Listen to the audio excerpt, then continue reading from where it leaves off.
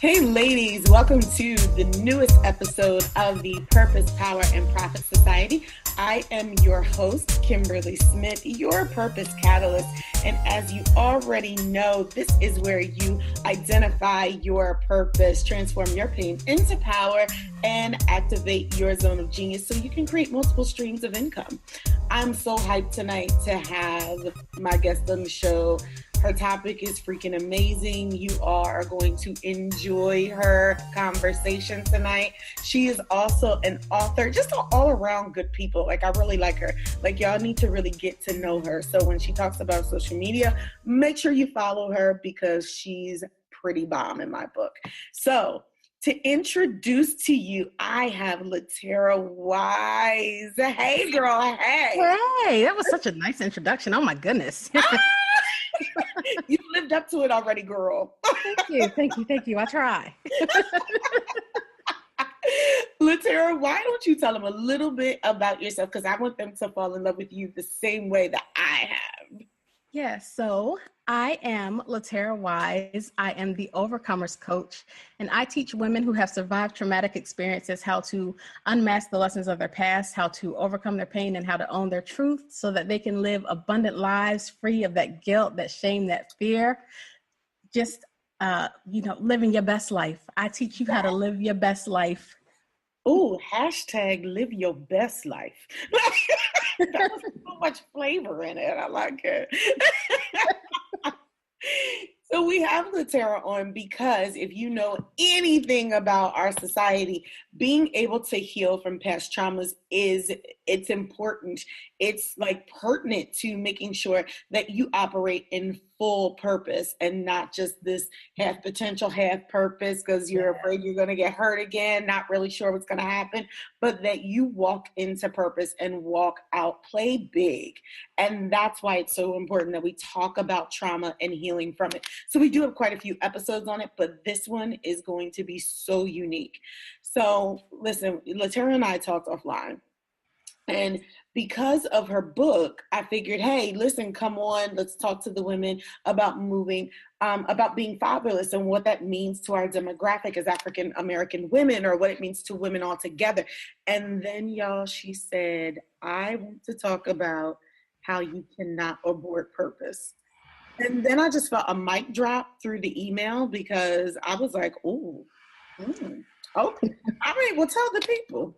So tonight, our episode, or today, whenever you're catching us, our episode is going to be how you cannot abort purpose. LaTerra, what even made you come up with this? Because for me to be like a purpose coach, it floored me. Like, girl, ooh, you took my job. I feel like loving basketball. You know, it's always somebody looking for the top spot. So I actually didn't find it. It kind of found me because it's my story. But I didn't get the pieces of like the full picture of my story until I was about in my 30s, probably a couple of years ago. And so I like you said, I grew up fatherless. I didn't have like a really great relationship with my father. I saw him around Christmas time on summer breaks, things like that. But it was always like really quick interactions. And, it just left that longing of like, okay, I'm missing something and he's not here. And so all the emotions and things that come with that. And so over the years, I kind of got bits and pieces. I found out that he didn't actually have a relationship with his father. Oh. And then I found out, now, I'm glad that God had me at a place where I was strong enough to handle the moment. Oh, I feel like a bomb is about to go off. Wait. So we were hosting, me, my mother, and one of my purpose sisters, we were hosting a workshop. And so my mother was a speaker before me. And she was telling her story, and she was talking about the child that she was planning to abort. And as she talked about the age, and as she started getting more into the details, I'm like, wait, is she talking about me? You had never talked about it with your mom? You didn't know this story? Never. Girl, you got outed at a business workshop. Yes. I'm like, wait. Oh, time to process it because I'm like, I'm the next speaker after her, so I can't even deal with it. So I'm done. Yeah. I need pearls so I can clap. Girl. Oh God. Okay. So you find out at a business workshop that your mother was planning to have an abortion. What changed her mind? Actually, when she got to the facility to have the procedure done, they told her that she was too far along. So God intervened. I mean, divine. I Yeah. mean, it couldn't have been nobody but Jesus, the absolute Christ. Yes, absolutely. Oh my God. Okay. So back to the story. She tells about this story. She talks about it. You realize, oh my God, like this broad was getting ready to get rid of me. Like, yes. And then you go up and talk about your topic. What happens after the fact? So, you know what? I don't even think we talked about it afterwards. What? I don't even think we talked about it afterwards. It was just kind of because the workshop was about healing. Yeah. And so I think that was like the missing piece to my healing. Mm-hmm. And so I don't even think there was a conversation that we needed to have. Like I understood that growing up, she was a single mother and they were both teenagers when they had me. So it wasn't like a resentment or like a, how could you do this? It was more of an understanding of like, okay, I know where they've been. And so I was just, it wasn't any resentment or anything. It was peace. It was, okay. It was, I like that. It was understanding that the purpose that I felt God called me to, and the purpose that I kept trying to run from or not fully step into was predestined and it was necessary. And realizing that the enemy tried to kill it and kill me before I could bring that purpose forth. Like it was like a motivator. Oh, that's good. So with that being said, to me, I feel like you jumped from I'm not mad, I'm not gonna lay my mother out in public nor private to I'm instantly healed. Did this happen in the time that she was telling the story to the time that you got up, or did you process afterwards and say, I'm not even mad because I'm here? Like at the event, it wasn't something that I could even process then because I knew that I had to do what I was there for in that moment. So, but after we cleaned up and everything, and after I got home, I just sat in my room and I just cried. And it wasn't tears of sorrow or sadness or anything. It was tears of gratitude and joy, knowing that God loved me enough that he kept me. Yep. And so like, it literally changed everything for me. Oh my God, Lord. Okay. That's powerful, because I think that in the context of how things happen, how this whole story revealed itself, and the narrative that you took from it, like your narrative could have shifted and you could have immediately went into victim mode. Yes. But the fact that you didn't and said, I am the remnant, like I am the hope. Yes. That still reside. Like it didn't change my story. My plot is still the same. If you thought that I was moving before, oh my God, wait until you see me tomorrow type of situation. I think that that's important for us to learn. What were your takeaways in that moment? Like what would you say to women who find out something that's paramount, that could change the way that they not only view the person who shared the story, but themselves? Because it could have easily went to, oh, she never even wanted me. And distance could have occurred.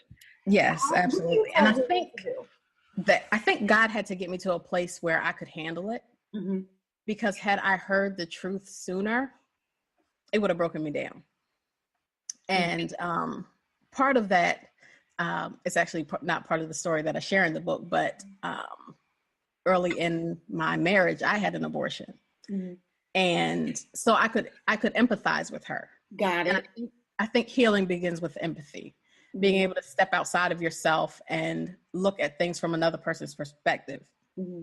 And so it wasn't only healing for me to walk in my purpose, but it was healing for me to know that, that pregnancy that I terminated was before I had my twins. Mm-hmm. And I was like, that was the one thing that I said in life that I would never, ever, ever do. Mm-hmm. Because for me, like, that was the unforgivable for me. I was okay with everybody else, like, making their own choices. But for me, that was like the unforgivable. Mm-hmm. And so when she said that, because she said in her speech, she said, "You can't abort purpose." And so hearing that, mm-hmm. like, it was like, okay, so maybe that child that I didn't have served her purpose, mm-hmm. because I literally felt like that was the unforgivable for me, and like God wouldn't even deal with me after that. Wow. And so hearing those words allowed me to heal that pain and know that God restored me. And because I held guilt even afterwards, having the twins, I had twins right after that, and a couple years after that. And so I had all these emotions around it. And those words allowed me to step outside of all of that pain and know that God has purpose for everything, even when we can't see it. And I think that's probably one of the big takeaways, is that every single thing in our life has a purpose to get us to a certain place in God. Mm-hmm. And we may not understand it when we're going through it. It may take years for us to understand it. Mm-hmm. And when you get pieces of that truth, you have to be prepared to know that it's all working for your good. Everything from the time that you were conceived, even before you were born, everything has been working for your good. Honey. For generations before. Yes. All those grandmama's prayers, great grandmama's, everything. Yes. This was preparing the way. Yes. I love this. I mean, it really is a story of what could have been tragedy and downfall really wasn't, and really places you in this resilience and in grace. So there was grace for your mom, there was resilience for you. It even seems like there was a wind after you, after finding that out, that you probably would never have obtained or experienced if you didn't know that piece of the puzzle. Mm-hmm. That is crazy. And I love the fact that you say to embrace all of it. I think some of the things, it was funny, I was having this conversation earlier today with my mom, and we were talking about, something that had occurred, and my mom is now mind you, I am in my 40s. My mom is she's 60. And my mom has become this protective bear again. And I'm like, for what, Mom? Like, what is going on? Like, I'm not a kid. And she was like, well, I didn't speak up last time, and I'm speaking up now. But it lends itself to, am I going to be open to trust? It lends itself, and I had to explain this situation to her about something that transpired in my life. And I said, well, Mom, it wasn't all bad. Mm-hmm. Like, it was not all bad. Like, I would hate to take the culmination of something, a longevity of a relationship, with a group of people, with one person, with a family member, with a friend, but even with an employer, and say, because you decided to resign, that it was the worst experience ever. At some point, it was not all bad. And I think we need to go back and say, what did I learn from this? What are my takeaways? How can I pivot? What exactly are key pieces that allowed me to grow? So when I started telling, I was like, Mom, look, I grew up there. This was amazing here. I would have never known that I could do this. I would have never known, and then also to say, and I have to take accountability for being immature in areas. And she said, okay, all right, I can go with it now. But I think sometimes we have to walk people through the process of, no matter how long you've been there, there are these great things that you would never have known, experienced without this whole piece of your puzzle.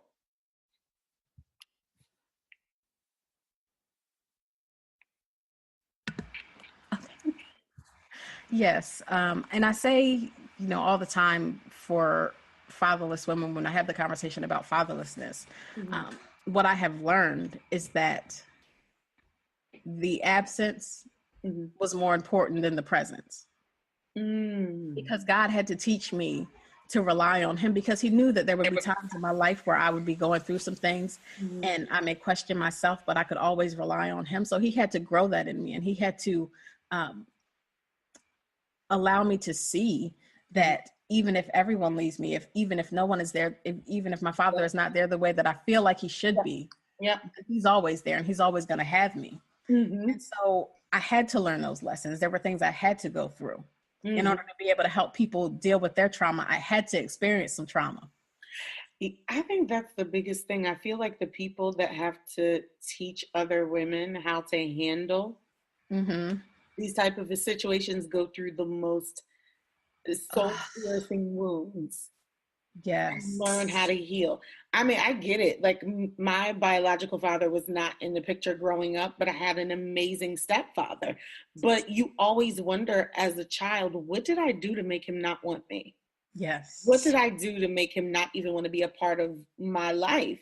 And then that carries over to relationships with men, with women, with friendships, always afraid that somebody's going to jump up and leave if you say the wrong thing, walking on eggshells when you don't really have to. Yes.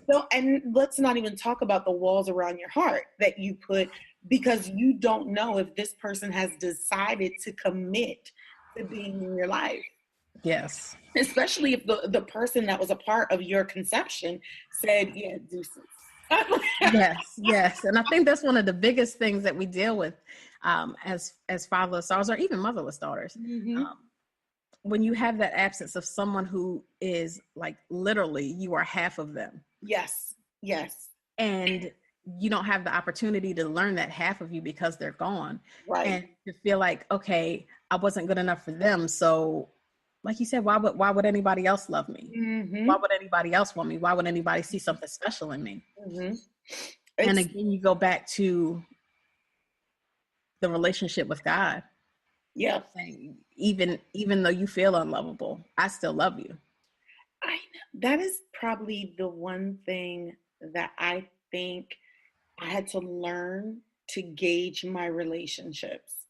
It doesn't matter if XYZ leaves. It doesn't matter if you lose this over here. At the end of the day, you still have a relationship with God, who says you can call me daddy. Like, we have this whole relationship where you can talk about things you don't talk to about nobody else, who knows you better, really who knows you better than even your biological parents. Yes.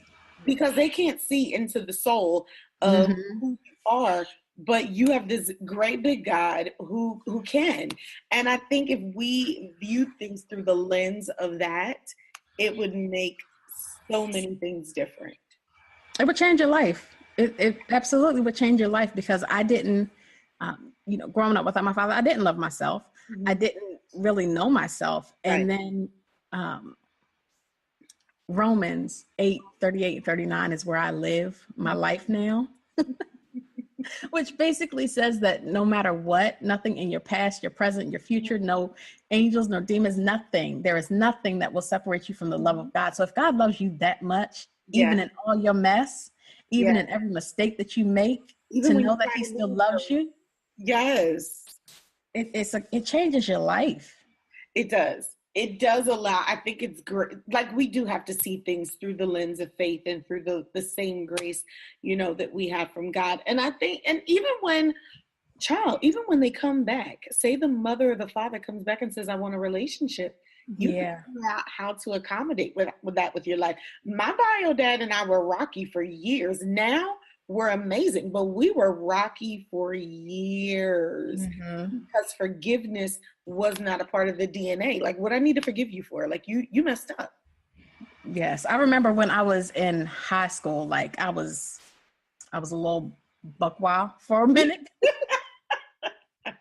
And I remember my mom called my dad, and he's like on the phone trying to discipline me. And I'm like, what? Wait, where have you been? Like, who are you to tell me anything right now? Oh my God. Yes. Yes. That is it. So if you could say anything to women who have experienced this level of trauma, abandonment, pain, soul pang, what would you say to them? I would say that even though it's hard to understand, even though it's hard to grasp everything, all of the pain has a purpose in your life.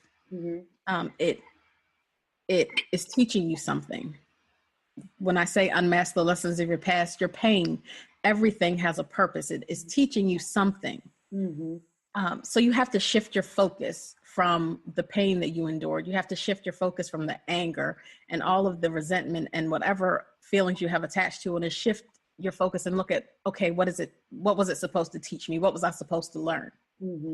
Because if you don't do that, you're going to keep going through the same thing over and over again. And it may not be with the same person. It may not be with your daddy, but it may be with your boyfriend or your husband or your ex-husband, and it's going to keep cycling through until you get that lesson. And so you have to stop looking at yourself as a victim and stop looking at what life has done to you and start looking at what it's there to teach you. That is so good. Listen, ladies, if you have not already grown very fond of LaTerra, I want you to re-listen to this episode so that you can get all these truths. And then, LaTerra, tell them what you have going on right now. What's up with you? So, as we've been talking about, I am a part of the From Fatherless to Fearless anthology. It is 9 women sharing their stories of overcoming fatherlessness. And the great thing about it is we've all experienced fatherlessness in different ways. Some people had their father in their home and it was emotional abandonment. Some people have never known their father. So it's so many different stories, but the thing that I love about it is that we don't just stop with the pain that we went through. We get to how we got to a place of healing and fearlessness in our lives. And it's not bashing our fathers. It's not that, because that's not something that I don't think any of us would have signed on for. So that's one of the other things I love about it. It's about our experience as fatherless daughters, but it's not about our fathers. It's about the healing and the journey. Oh, that's good. Now, where can they grab this book? So you can grab it on my website, LaTerraWise.com.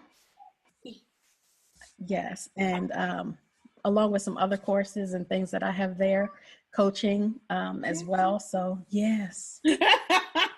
And where can they find you on social media so they can follow you? So I am at Woman Unmasked on Instagram and Facebook. I'm working on the YouTube. Yeah, I'm working on the YouTube, getting the podcast. I also host a podcast, the Woman Unmasked podcast. So getting that on there and getting some other videos. I think I'm in a place where God has me preparing.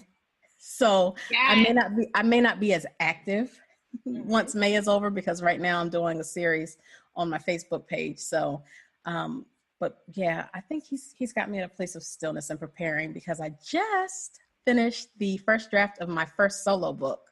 Congratulations! I am super, super excited about that. Thank you. Oh my God. Okay, so when is it due out? Oh. We haven't gotten that far yet, but keep your eyes on it. Not that far. I'm maybe fall. That maybe is so fall good. Of this year.